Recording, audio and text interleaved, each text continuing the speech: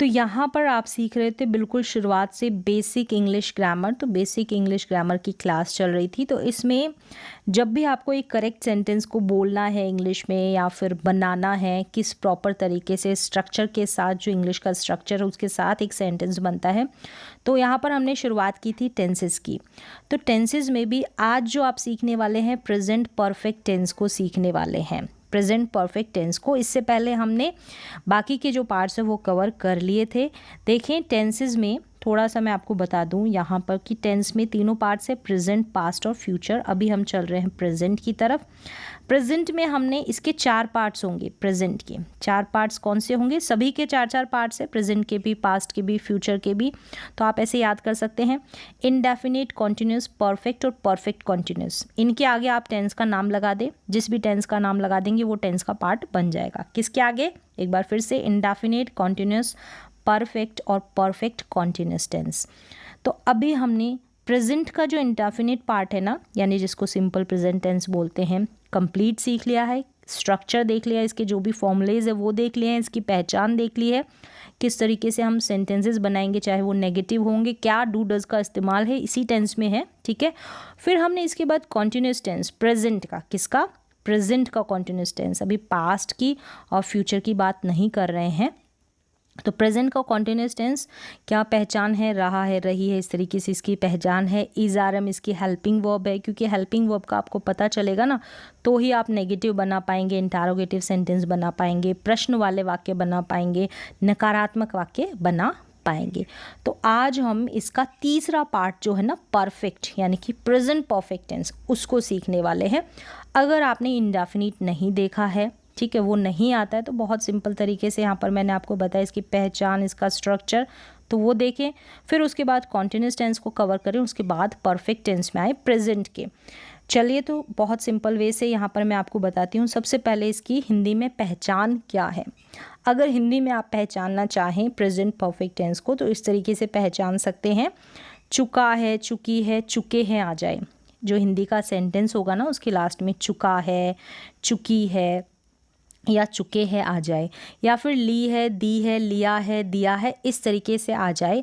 अगर ये चीज़ भी आपको समझ में नहीं आती तो मैं ऐसे बता दूं, अगर आ ए ई की मात्रा पर या फिर आ ए ई के साउंड पर और उसके बाद लास्ट में ह आ जाए, यानी आ के बाद है, आ है या ए है या ई है, इस तरीके से आ जाए ना, तो इस पहचान को भी आप याद रख लेते हैं तो आप समझ पाएंगे कि ये प्रेजेंट परफेक्ट टेंस का सेंटेंस है।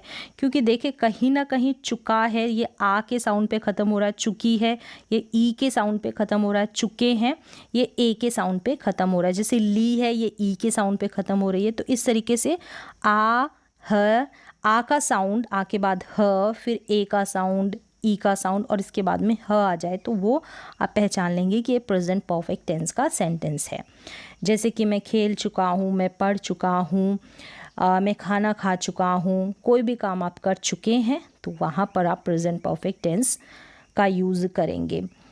और इसकी एक और पहचान, जैसे कि रिसेंटली, इंग्लिश में हम कहें तो रिसेंटली ही कोई वर्क आपने अभी कंप्लीट किया है, फिनिश किया है, यानी हिंदी में कहें अभी अभी या फिर हाल ही में।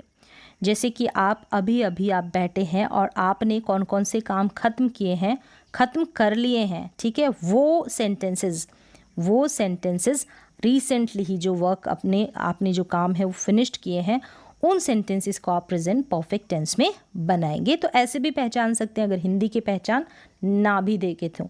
जैसे वह खेल चुका है, मैंने खाना खा लिया है। वह खेल चुका है मतलब अभी अभी रिसेंटली हम बात कर रहे हैं कि अभी अभी वो खेल चुका है। क्लियर है? तो ऐसे सारे वाक्य या फिर ऐसी बातें जो आपने रिसेंटली अभी हाल ही में कोई काम ख़त्म किया है, तो उसके लिए हम प्रेजेंट परफेक्ट टेंस का यूज़ करेंगे।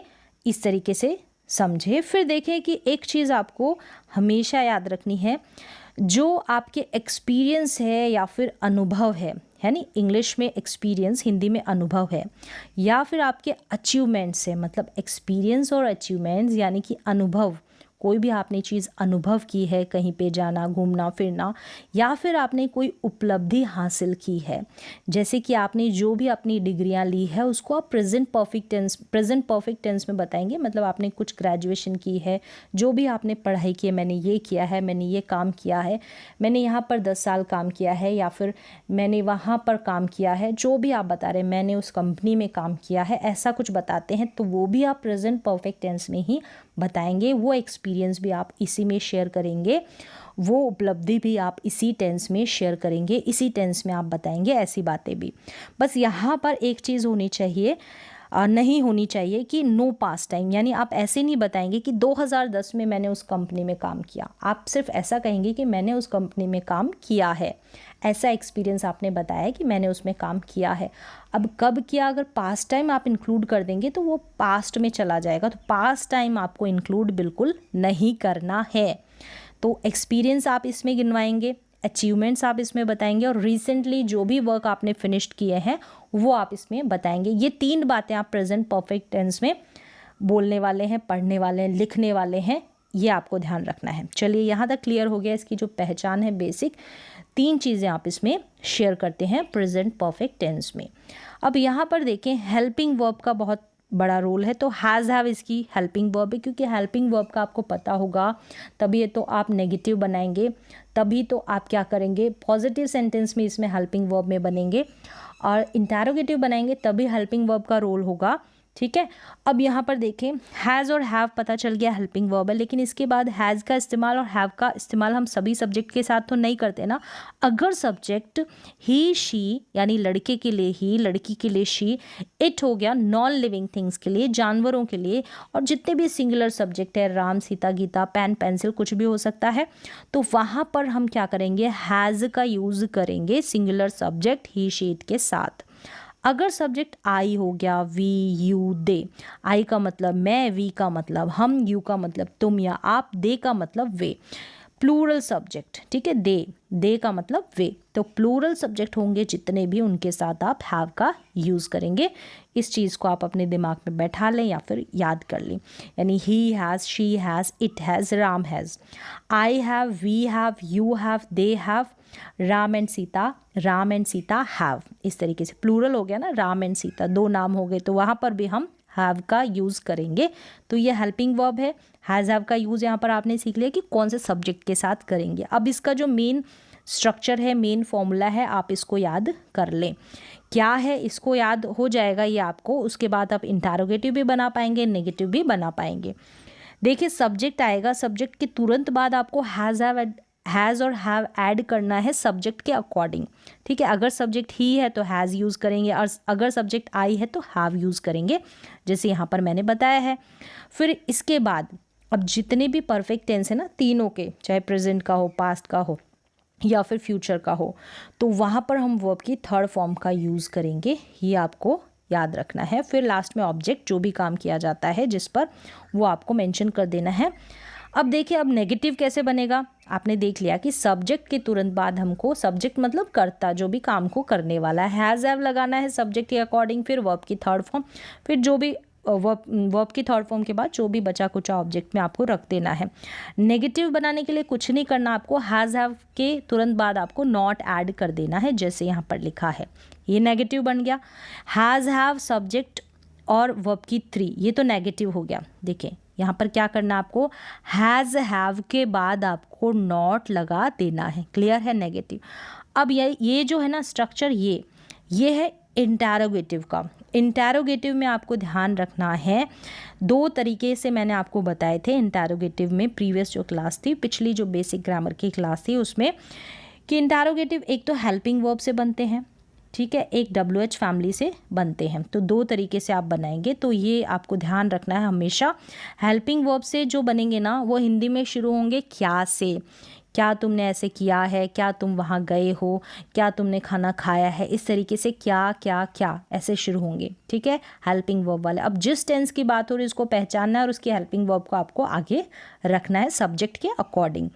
अगर WH वर्ड आ जाएगा कि आपने क्या खाया है, तो मतलब क्या खाया है, तो यहाँ पर उसके लिए WH फैमिली वर्ड आएगा व्हाट, वेयर, व्हेन, कहाँ, कब, क्यों, कैसे, ये वाले जो होते हैं ना। अब यहाँ पर ये बीच में आएंगे कहाँ, कब, क्यों, क्या, कैसे, और यहाँ पर जो हेल्पिंग वर्ब वाला होगा वो क्या से शुरू होगा हिंदी में। अब इसमें क्या करना है WH वर्ड में, अब इस हेल्पिंग वर्ब से पहले आपको WH वर्ड ऐड कर देना है। जैसे ये स्ट्रक्चर है ना हेल्पिंग वर्ब वाला, इससे पहले अगर आप WH वर्ड लगा देंगे तो आपका वो WH फैमिली वाला स्ट्रक्चर बन जाएगा। यानी WH वर्ड आ जाएगा, फिर हैज़ हैव, फिर सब्जेक्ट, फिर वर्ब की थर्ड फॉर्म, लास्ट में आपको ऑब्जेक्ट तो ऐड करना है। चलिए यहाँ तक आपको स्ट्रक्चर क्लियर हो गए होंगे, एक बार फिर से देख ले, समझ ले, फिर आपको सेंटेंसेस बनाना आपके लिए इजी रहेगा। जैसे सेंटेंस यहाँ पर देखें, मैंने खाना बना लिया है। आपने देखा ये रिसेंटली हाल ही में काम फिनिश किया गया है और लिया है से एंडिंग हो रही है, आ है की साउंड आ रहा है, आ है। तो यहाँ पर मैंने आई के साथ हैव हेल्पिंग वर्ब लगाई, ठीक है। अब मेन वर्ब जो है मुख्य क्रिया थर्ड फॉर्म आएगी तो कुक का कुक्ड हो जाएगा, आई हैव कुक्ड फूड। इस तरीके से आई हैव कुक्ड फूड, मैंने खाना बना लिया है। अगला जो सेंटेंस है उसको देखें, वह कपड़े धो चुका है। अब यहाँ पर वह है यानी कि ही सब्जेक्ट है। अब हम हेल्पिंग वर्ब को चेंज कर देंगे, हैज़ लिखेंगे, ही हैज़ वॉश्ड, वॉश का वॉश्ड हो जाएगा, यानी धोना यहाँ पर वर्ब है, मेन वर्ब है, तो वॉश्ड हो जाएगा, थर्ड फॉर्म है। He has washed clothes. अब यहाँ पर आप ही हैव कभी नहीं लगाएंगे। आपने सीख लिया है यहाँ तक कि हैव और हैज़ का हम कौन कौन से सब्जेक्ट के साथ इस्तेमाल करते हैं, तो एक तरीके से आपको याद कर लेना है। और वर्ब की थर्ड फॉर्म हैज़ हैव अगर हेल्पिंग वर्ब के रूप में काम करते हैं, हमेशा याद रखना है, इसके बाद वर्ब की थर्ड फॉर्म ही आती है। अब अगला देखिए, अगर नेगेटिव सेंटेंस बनाएंगे, नकारात्मक बनाएंगे, तो नकारात्मक का क्या फॉर्मूला था, हैज़ हैव के बाद आपको नॉट लिखना है, ठीक है। नहीं वाले जो सेंटेंसेस बनाएंगे, सेंटेंस देखेंगे आपने, मैंने खाना नहीं बनाया है, नेगेटिव तो है, ठीक है, पता चल गया, लेकिन कौन से टेंस का है, आपने देखा बनाया आ है, तो आ है साउंड पे एंड हो रहा है, तो मैंने खाना नहीं, नेगेटिव, तो हैज़ और हैव के बाद में नॉट लिखना है, सब्जेक्ट आई है इसलिए हमने हैव के बाद नॉट लिखा है। फिर आपको जो मेन वर्ब है वो क्या करनी है, थर्ड फॉर्म में लेनी है। यानी अगर आप ऐसे देखेंगे तो हमेशा जब ये नॉट आ रहा है इस मेन वर्ब के पहले आ रहा है, I have not cooked food, मैंने खाना नहीं बनाया है, I have not cooked food. उसने कपड़े नहीं धोए हैं, धोए ए है के साउंड पर वाक्य की एंडिंग हो रही है, तो आपने पहचान लिया कि ये प्रेजेंट परफेक्ट टेंस का सेंटेंस है। अब सब्जेक्ट को देखना है, सब्जेक्ट क्या है, उसने, तो उसने की भी हिंदी ही होती है, ही के साथ हम कौन सी हेल्पिंग वर्ब का इस्तेमाल करेंगे, हैज़ का। नॉट वाला सेंटेंस है तो नॉट लगा देंगे, इसके बाद नेगेटिव है ना नकारात्मक, फिर वर्ब की थर्ड फॉर्म वॉश्ड लिख दिया, he has not washed clothes. Washed यहाँ पर मेन वर्ब है, वर्ब की थर्ड फॉर्म है, हैज़ हैव के साथ थर्ड फॉर्म। तो इस तरीके से आपने सिंपल वे में नेगेटिव सेंटेंस, नकारात्मक वाक्य भी बना लिया। तो आपने कौन कौन से अभी हाल फिलहाल कौन कौन से काम नहीं किए हैं, तो आप इस सेंटेंस इस स्ट्रक्चर की हेल्प से बना सकते हैं। नेगेटिव सेंटेंस में प्रेजेंट परफेक्ट टेंस को लेकर आप सेंटेंस बनाएं और प्रैक्टिस करें। अगला देखिए, इंटरोगेटिव में हो गया। इंटरोगेटिव दो टाइप से बनाएंगे, एक तो क्या वाला और एक बीच में कब, क्यों, क्या, कैसे हो जाए। जैसे कब, क्यों, क्या, कैसे अगर बीच में आ जाएगा, एक तो ये इंटरोगेटिव जो कि WH फैमिली से बनेगा, और दूसरा बनेगा शुरू में अगर क्या आ जाए जो कि हेल्पिंग वर्ब से बनेगा। आप WH व्हाट कभी ना लिखें, अगर शुरू में क्या आ रहा है इसका मतलब कि ये हेल्पिंग वर्ब वाला सेंटेंस है। इसके लिए आपको कैसे पहचानना है, सबसे पहले सेंटेंस को पढ़ना है कि क्या तुमने खाना बना लिया है, लिया है से पहचान ले, या फिर लिया आ है का साउंड आ रहा है ना, या आ है, या पे आ की मात्रा लगी है ना, तो आ है के साउंड से एंडिंग हो रही है। क्या तुमने खाना बना लिया है, तो यहाँ पर तुमने सब्जेक्ट है, तो इसके अनुसार ही हम क्या के सेंस में हेल्पिंग वर्ब लिखेंगे, तुमने यानी कि यू के साथ हम हैव हेल्पिंग वर्ब का इस्तेमाल करते हैं, इसलिए हमने हैव यू, हैव के तुरंत बाद आपको सब्जेक्ट लिखना है, फिर वर्ब की third form. Have you cooked food, have you cooked food, क्या तुमने खाना बना लिया है। अब इसी का आप ध्यान रखिए, इसका आप नेगेटिव भी बना सकते हैं। तो नेगेटिव बनने का क्या है, नेगेटिव बनने के लिए आपको हमेशा याद रखना है अगर ऐसे देखें तो तुरंत सब्जेक्ट के बाद लगाना है, ठीक है, हैव वाला। और वैसे आप पहचान ले कि जो मेन वर्ब है, मुख्य क्रिया है ना, उससे पहले आपको नॉट ऐड कर देना है इंटरोगेटिव सेंटेंस में। यानी कुक्ड है ना यहाँ पर, इससे पहले आपको not. Have you not cooked food, यानी कि क्या तुमने खाना बना लिया है, ऐसे हो गया। और क्या तुमने खाना नहीं बना लिया है, इस तरीके से नेगेटिव भी बन जाएगा। हैव यू कुक्ड फूड या have you not cooked food, तो नेगेटिव भी बना ले इसी इंटरोगेटिव का, और नहीं नेगेटिव वाला भी बना ले।